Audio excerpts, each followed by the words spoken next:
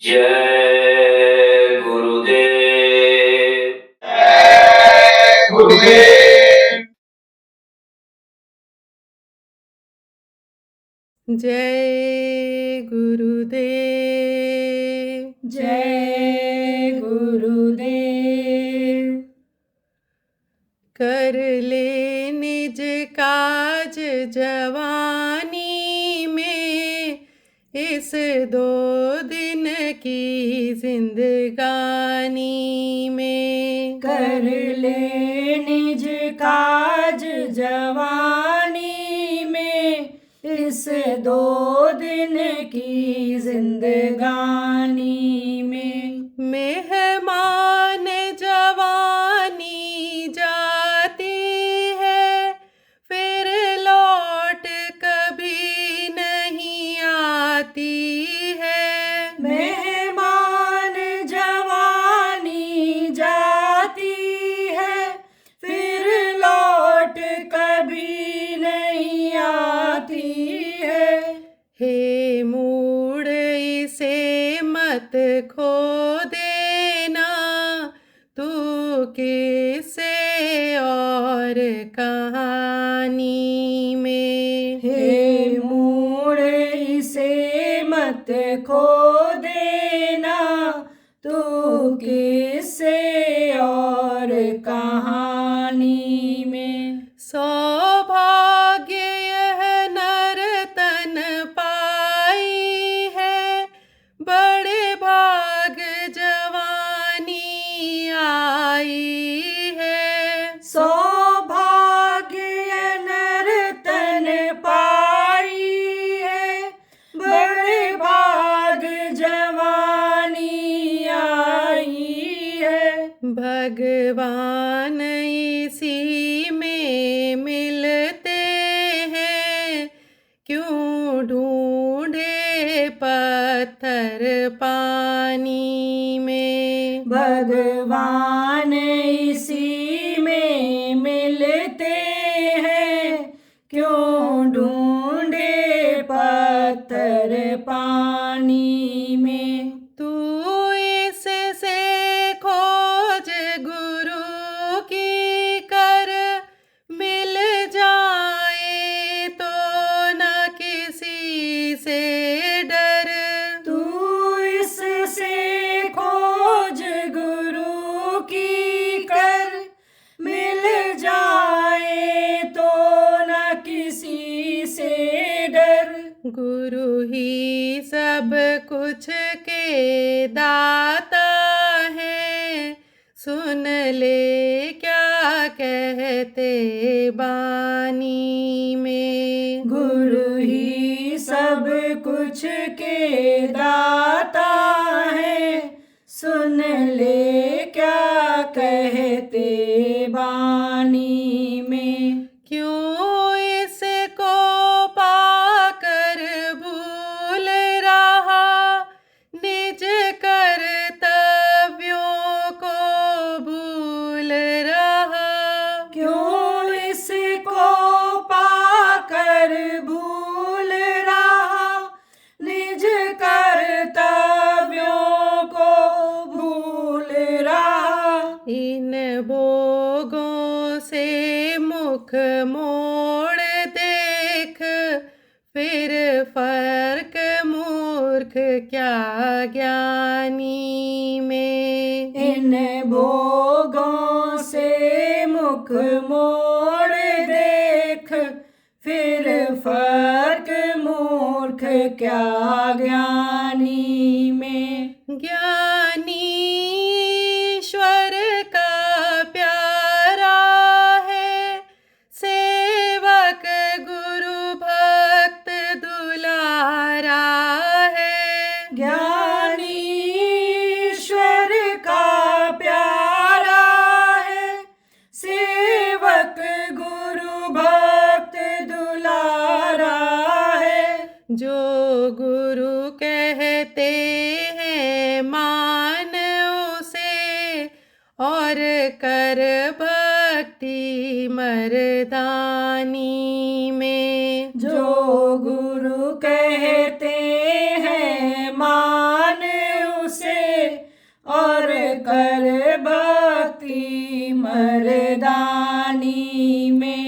कर ले निज काज जवानी में, इस 2 दिन की जिंदगानी में। कर ले निज काज जवानी में, इस 2 दिन की जिंदगानी में।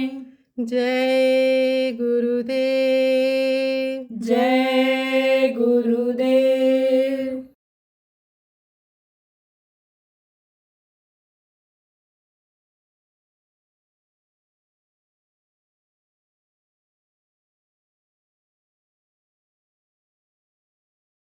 दस प्रकार के प्राण होते हैं।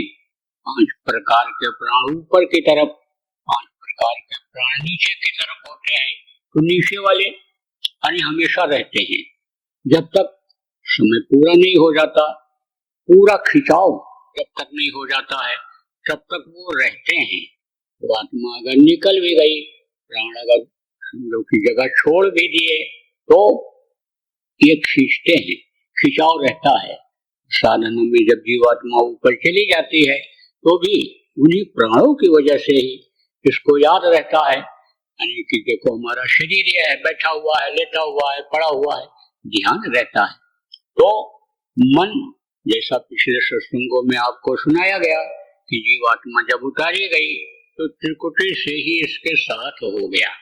अब जब इसके साथ हो गया मन, तो मन आप ये समझ लो कि यहाँ पर उतर आया जीवात्मा के साथ, सूरज के धार के साथ।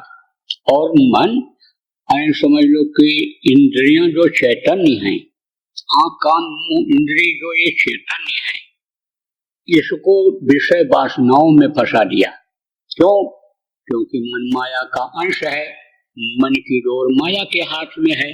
तो माया अपना ये फैलाव कर रखा है जीवों को फंसाने के लिए कि निकल ना पावे, इसलिए इंद्रियों की आदत हो जाती है खराब। अब जब पूरी आदत बन गई तो मन उधर ही ले जाता है, बार बार उधर ले जाता है, और इस शरीर से कर्म बनते जाते हैं। बुरे कर्म जब बनते जाते हैं, बुरे विचार जब आने लगते हैं, बुरी भावना जब भर जाती है, तब न तो आध्यात्म अच्छा लगता है, न सद्गुरु अच्छे लगते हैं, यहाँ तक कि भगवान भी भूल जाते हैं। तो प्रेमियों, आप उन लोगों से तो अच्छे हो कि जो बिल्कुल भगवान को मानते ही नहीं है, तो कहते कर्म ही पूजा है। अब उनको न तरीका मालूम है खाने का, और न पहनने का तरीका, न रहने का तरीका मालूम है। बहुत से लोग तो उसी तरह से जीवन बिता रहे, मनुष्य होते हुए भी, अंत्येवर दुर्लभ शरीर पाते हुए भी, जिस शरीर में रामकृष्ण महावीर और गोस्वामी पलटूनानंद दादू गुरु महाराज जैसे संत रहे, आप ये समझो कि इस शरीर को पाते हुए भी अन्य समय लोग कि जैसे पशु खाते, बच्चा पैदा करते, दुनिया संसार से चले जाते, इसी तरह से वो अपना जीवन बना लिए हैं। तो आप प्रेमियों समझ लो कि अच्छी दया हुई, आपके संस्कार जगे और आप भारत देश में जन्म लिए। 3 लोग 9 खंड बताया गया, 9 खंडों में जो भारत खंड है, आर्यावर्त कलयुगे कल्पप्रथम चरण जो बताया गया, यह जो आर्यों का ये जो देश बताया गया, ऋषि मुनियों का जो देश बताया गया, संतों का जो ये देश बताया गया, अवतारिक शक्तियों का ये जो देश बताया गया, तो ये एक खंड है। 9 खंडों में से एक खंड है। यहीं पर ज्यादातर देखो अवतारिक शक्तियां हुई, ऋषि मुनि हुए, योगी योगेश्वर हुए, संत हुए, सदगुरु हुए। आप ये समझो कि उस मालिक तक पहुंचे हुए लोग हुए, उस मालिक तक पहुंचाने वाली युक्ति बताने वाले लोग हुए। तो यहाँ जन्म हो गया, तो आपका संस्कार अच्छा रहा, क्योंकि संस्कार जिनके अच्छे रहते हैं या जिनकी इच्छा प्रबल रहती है कि हम अपने शरीर के रहते रहते आत्मा का कल्याण कर लें, जिसलिए ये मनुष्य शरीर मिला, वो हमारा काम पूरा हो जाए, हम नरक और 84 से बच जाएं, पाप कर्मों से बच जाएं, हम इस मृत लोक में आने समझो कि आने से बच जाएं, तकलीफ झेलने से, जन्मने मरने से बच जाएं। उनकी इच्छा रहती है, लेकिन परिस्थितियां अनुकूल नहीं रहती हैं। रास्ता बताने वाले के पास, संभाल करने वाले के पास, युक्ति बताने वाले के पास, इल्म देने वाले के पास नहीं पहुंच पाते हैं तो आशा बनी रह जाती है। लेकिन जिन आशा तिन बाशा पाया और लौट लौट 84 आया, यह निश्चित है कि जिसकी आशा जहां बनी रहती है उसका जन्म वही होता है। जैसे लोग कहते हैं कि सूम कंजूस जो होते हैं वो उनका धन समझो कि बेकार जाता है। बहुत से लोग इकट्ठा करते रहते हैं, देखो राजा महाराजा लूटपाट कर करके लाए, समझो कि खजाना भर लिया, लेकिन उसका उपयोग नहीं कर पाए, किसी के निमित्त भी नहीं खर्च कर पाए, क्योंकि जो मारे काटे हिंसा हत्या किए उसके पाप से उनकी बुद्धि खराब हो गई।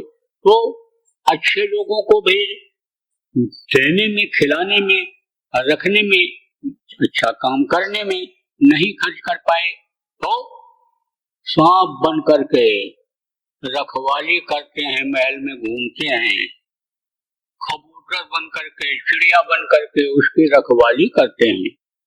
जिन आशा तिन बाशा पाया, अच्छे की भी आशा होती आदमी की, बुरे की भी आशा बन जाती है।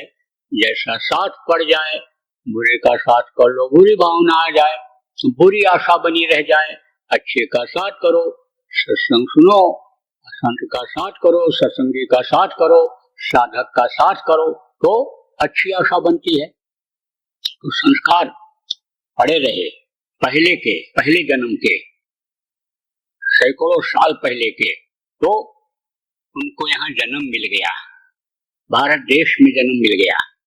आप कुछ लोग इसमें ऐसे भी हो कि जिनको सत्संगियों के यहाँ जन्म मिल गया और ज्यादा भटकना नहीं पड़ा, खोजना नहीं पड़ा, और आप अपने माता पिता परिवार वालों के साथ गुरु महाराज के पास पहुंच गए और गुरु महाराज की आपके ऊपर दया हो गई और आपको नामदान दे दिया और आप भजन में लग गए।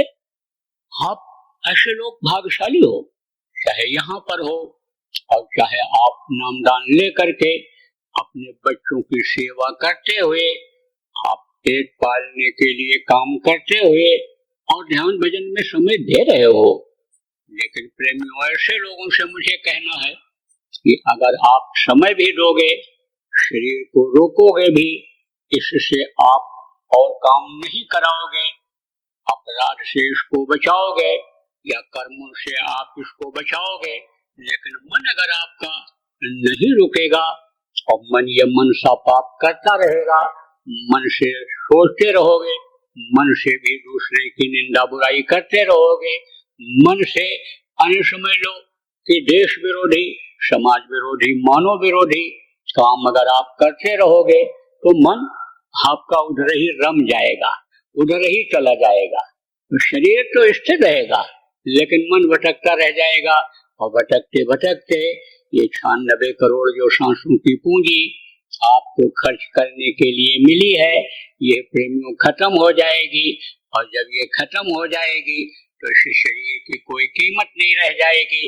जिसको आप सजाते संवारते, तेल साबुन लगाते, अच्छा कपड़ा पहनाते, अच्छे मकान में रखते, अच्छे गाड़ी में ले जाते हो, लोग सम्मान देते हैं, इज्जत देते हैं, आपकी योग्यता से, डिग्री डिप्लोमा से, आपकी कुर्सी से, पद प्रतिष्ठा से, आपके धन से जो लोग सम्मान देते हैं, वही लोग इसको मिट्टी कहने लग जाएंगे।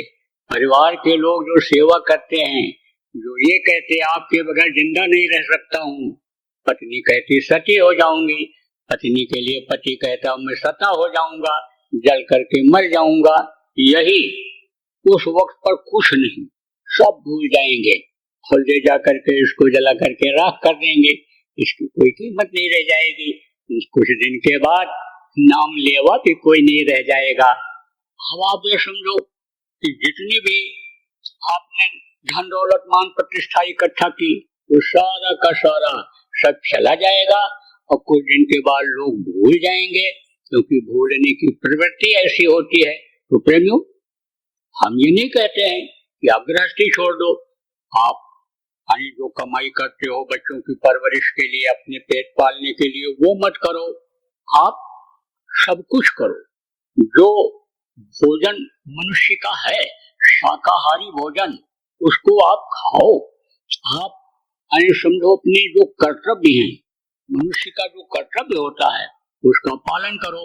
जिस समझो कि पद पर हो, जिस प्रतिष्ठा के स्थान पर हो, उसका दायित्व आप मेहनत और ईमानदारी से निभाओ। आप दुनिया का जो भी काम करते हो उसको करो, लेकिन जिनको नामदान आपको मिल गया है, आप उतनी देर उधर से मन को हटा करके आप इधर लगाओ। क्योंकि आदमी बैठा रहता है, ग्राहक नहीं भी है दुकान पर, तो उधर गुण करता रहता है, कहाँ से सामान लावें, कहाँ से किस तरह से लावें और कैसे बेचें, कैसे मुनाफा ज्यादा हो जाए। बेईमान किस्म के जो दुकानदार होते हैं, रातों रात लखपति बनने के लिए सोचते हैं, कई गुना जो मुनाफा कमाने के लिए सोचते हैं, वो तो खुराफात की तरफ ही मन को ले जाते हैं कि कैसे रातों रात करोड़पति बन जाए, लखपति बन जाए। तो ये मन उधर लगाते हैं। आप समझो नौकरी में आप देखते हो भाई कैसे हम सेवा कर लें, कैसे किस तरह से अपना काम पूरा कर लें, किस तरह से अपना प्रमोशन करा दें, अधिकारी को खुश करके, दायित्व को निभा करके हम नाम कमा लें। तो आप उस समय तक जो भी काम करते हो, अपनी ड्यूटी जो पूरी करते हो, पूरी करो। लेकिन जब ध्यान लगाओ और जब भजन लगाओ तो मन को रोको, क्योंकि मन का ही सारा खेल है। मन अगर नहीं रुका तो मन की इबादत बन गई। आप ये समझो कि शरीर के अंदर इच्छा पैदा करने की, तो इच्छाएं तो अनंत हैं, इच्छाएं कभी खत्म ही नहीं होती हैं, और न आदमी की इच्छा की पूर्ति होती है। आगे इच्छा की तृप्ति तो कभी होती ही नहीं है। तो आप इधर दुनिया की तरफ से इच्छाओं को उस समय बिल्कुल खत्म कर दो और एक परमार्थ की इच्छा जगाओ। अपने आत्मा को उस परमात्मा तक पहुंचाने की इच्छा जगाओ। आप अंतर में देवी देवताओं के दर्शन करने की इच्छा बनाओ और संकल्प करो। संकल्प जब बनता है तब अन्य समय लो काम होता है। तो देखो, आप इच्छा करते हो, धन की इच्छा करते हो, पद पोस्ट की इच्छा करते हो, जिस भी चीज की इच्छा, इस शरीर के सम्मान के लिए, सुख सुविधा के लिए आप करते हो, तो उधर मन लगाते हो। ऐसे ही यानी उस मालिक को पाने के लिए मन लगाओ जिसके लिए मनुष्य शरीर मिला है, और जिसको मनुष्य शरीर में ही लोगों ने पाया, उसके लिए इच्छा बनाओ। अब आप कहते हो भाई गाड़ी हमारे पास हो जाए, नहीं है जिनके पास, छोटी गाड़ी है तो बड़ी गाड़ी हो जाए, छोटा मकान है तो बड़ा मकान हो जाए। तो उधर आप मन लगाते हो, उधर मकान को देखते हो, उनके जैसा हो जाए, उनके जैसी नौकरी मिल जाए, उनके जैसा हम परमार्थ करें, सेवा करें, दान पुण्य करें, उधर इधर लगाते हो। ऐसे ही इधर लगाओ। किसकी तरफ लगाओ? परमात्मा को पाने की तरफ लगाओ, मालिक के दर्शन करने की तरफ लगाओ। तो इन बाहरी आंखों से तो वो जो मालिक है उसको देखा नहीं जा सकता है। मान्यता जिसको लोगों ने दे दिया, आप उसी को देखते हो, मूर्तियों को मान लेते हो, पेड़ पौधे को मान लेते हो। आप महापुरुष जो काम करके गए, जिनका फोटो लोगों ने यानी जो नाटक नौटंकी में बन करके बैठे, रासलीला किया और जिनका फोटो छप गया, उनको आप मान लेते हो, उन्हीं की पूजा उपासना करते हो। चलो ठीक है, अच्छा है, थोड़ी देर के लिए उस मालिक को किसी भी बहाने आप याद करते तो हो, लेकिन उस परमात्मा को इसमें कभी आपने देखा नहीं। कभी जिनकी मूर्ति आपने बनाया, जिनका कैलेंडर आपके सामने लगा हुआ है, इनको आपने देखा नहीं, इनकी बात को सुना नहीं, समझा नहीं, तो करते तो जाते हो लेकिन लाभ नहीं मिलता है, फायदा नहीं होता है। अगर आपको बताया भी जाए कि भगवान इसी में मिलता है, आज तक जिसको मिला इसी में मिला, महापुरुष लिख करके गए, कबीर को स्वामी पलटू सब लिख करके गए, जो संत हुए सब लिख करके गए, दोहराने की जरूरत नहीं है। पिछले सत्संगों में आपको उदाहरण दे करके समझाया गया, तो आप उसको सुन लेना, आप देख लेना, आप तो साधन बन गए। तो आप ये समझो कि मिलता इसी में, लेकिन अब जब इन आंखों से आप देख नहीं पाते हो तो कैसे देखोगे, कैसे कल्पना करोगे। देखो, कोई चीज मान ली जाती है, जैसे कहा गया मानो तो देव नहीं तो पत्थर, मानते हो ना कि ये पत्थर के जो देवता है, ये मूर्ति है, ये भगवान है। ऐसे ही विश्वास जमाया जाता है किस पर, जो रास्ता बताते हैं और कहते हैं कि ये भगवान से मिलने का रास्ता है और इस रास्ते पर आप चलो और हम आपकी मदद भी करेंगे। बाहर से भी मदद करते, अंदर से भी मदद करते, जिनको सदगुरु कहा गया, संत कहा गया, ऐसे गुरु महाराज आपको मिल गए तो आप सबसे पहले उन्हीं को याद करो, उन्हीं का ध्यान करो। गुरु का ध्यान कर प्यारे, बिना इसके नहीं छूटना। गुरु ब्रह्मा गुरु विष्णु गुरु देव, गुरु में ही सब कुछ बताया गया। आप ये समझो कि उनका ध्यान लगाओ। आप गुरु का सुमिरन करते हो, सुमिरन में भी बताया गया, ध्यान में भी बताया गया, भजन में भी बताया गया। आप करते हो, लेकिन आप कर लेते हो, दया ले लेते हो। और अगर आप नहीं भी करो, कोई चीज का आप एक लक्ष्य बना लो, उद्देश्य बना लो, एक बिंदु बना लो। कोई चीज ऐसे जैसे बाहर से इन आंखों से देखते हो, ऐसे अंदर में कोई चीज ऐसे बना लो और उसको आंख बंद करके अंतर में देखो। दोनों आंखों को टिकाओ, मन को रोको। जो स्थूल शरीर से गुरु महाराज ने दया किया उसका तो प्रेमियों आपको अनुभव है, लेकिन जो सूक्ष्म शरीर से, जो आप ये समझो कि यानी सूक्ष्म कारण और इन सारे शरीरों से परे, यानी जो उनका पावर और उनकी शक्ति और उनकी धार है, वो दया आपको मिलने लगेगी। तो दया जब आपको मिलेगी और इधर से जब लगाव हटेगा, जब वहीं पर आपका निगाह रहेगा उसी आवाज की तरफ, जिसको अनहद वेदवाणी कहा गया, आकाशवाणी कहा गया, उसी आवाज की तरफ जब आपका ध्यान चला जाएगा, आपके कान उसी तरफ चले जाएंगे। दुनिया की चीजें जो आप कानों से देखते हो और दुनिया की ये तरह तरह की आवाज आप पशु पक्षियों का, आदमी का सुनते हो, इधर से जब आपका ध्यान उधर की तरफ चला जाएगा तो वो आवाज अंदर में जो हो रही है वो आपको पकड़ लेगी और वो पकड़ करके खींच करके ऊपर की तरफ आपको ले जाएगी। फिर ये अंधेरा खत्म हो जाएगा। ये आप समझो जो चमक दमक बाहरी आंखों से आपको दिखाई पड़ती है, आपको सत्संगों में सुनाया गया कि वहां के रोशनी के आगे, वहां के प्रकाश के आगे समझो ये कुछ नहीं है। जैसे सूरज के सामने दीपक जला करके रख दिया जाए तो सूरज के सामने दीपक की क्या कीमत है, क्या रोशनी उसकी दिखाई पड़ेगी। इसी तरह से हो जाए तो आंख बंद करते हो, अंधेरा रहता है, तो आप समझो यहाँ आंखों से देखने वाले उजाले और अंधेरे तो होते रहते हैं, लेकिन वहां तो उजाला ही उजाला है, परम प्रकाश रूप दिन राति, नहीं कुछ चाहिए दिया घृत बाती, वहां तो दिया की कोई जरूरत ही नहीं है। तब जब वो आपके पकड़ में आएगा, वो आवाज आपके पकड़ में आएगी, वो रोशनी जब आपके पकड़ में आएगी, तब यह जड़ता खत्म होगी।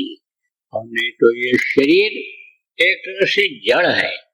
आप ये समझो कि चेतन तो इसमें है, चेतनता तो आती है, लेकिन जड़ता भी आ जाती है। आदमी जब सो जाता है तब क्या रहता है, ये शरीर जड़ रहता है, ये हिल डुल नहीं सकता, इसको एक जगह से दूसरी जगह नहीं ले जा सकते हो।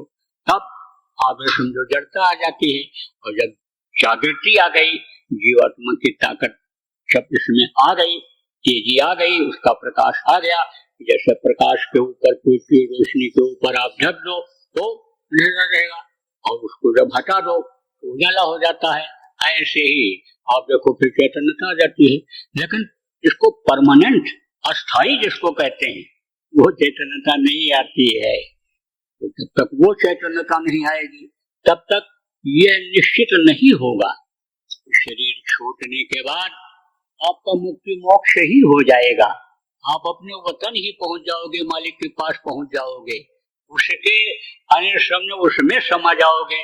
आपको साजुज मुक्ति, सालोक मुक्ति आपको मिल जाएगी, इसकी कोई गारंटी नहीं है। ये जीवन आपका अधूरा रह जाएगा।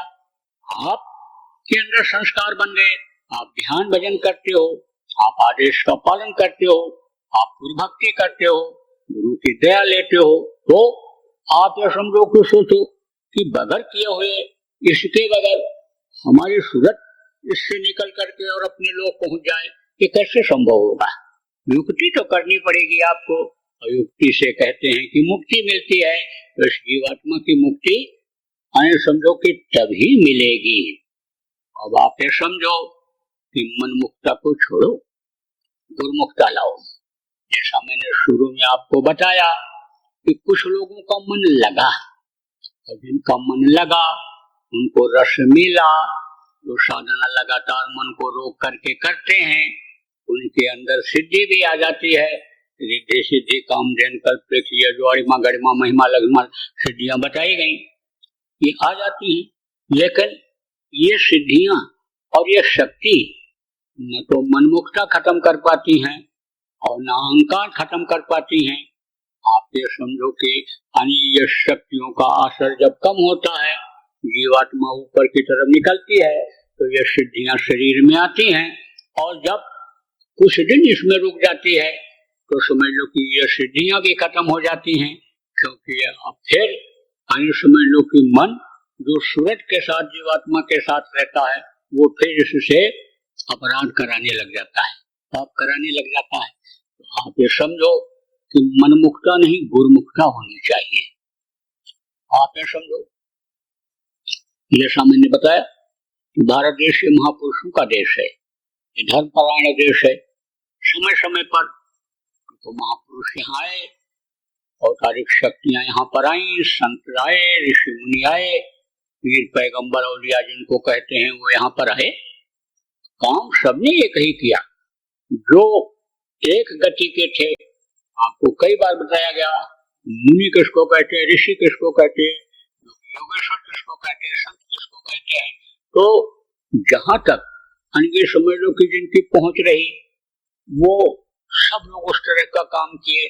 आप देखो, लेकिन जिनको मुर्शिदे कामिल कहा गया, जिनको सच्चे गुरु कहा गया, जिनको समर्थ गुरु कहा गया, उन्होंने किसी से कोई भेदभाव नहीं रखा। कहा गया, आपको बताया गया, जो रूहों को देखते हैं, जो जीवात्माओं को देखते हैं, वो इस पुतले से प्रेम नहीं करते हैं। इस मांस के ये पुतले से, ये पुतला ही है, इसमें वो भी अगर जो बोल रहा है वो अगर निकल जाए तो पुतला ही पुतला रहता है, ये पिंजरा ही हो रहता है। तोता कैसे निकल जाता, पक्षी बोलने वाला निकल जाता है। किसी पिंजरे के अंदर तोता को बंद कर दो, वो निकल गया, पिंजरे की कोई कीमत रह जाती है, पिंजरा ही पिंजरा रह जाता है। तो जो अन्य रूहों को देखता है, वो सबके शरीर से प्रेम करता है, सबकी कीमत को समझता है।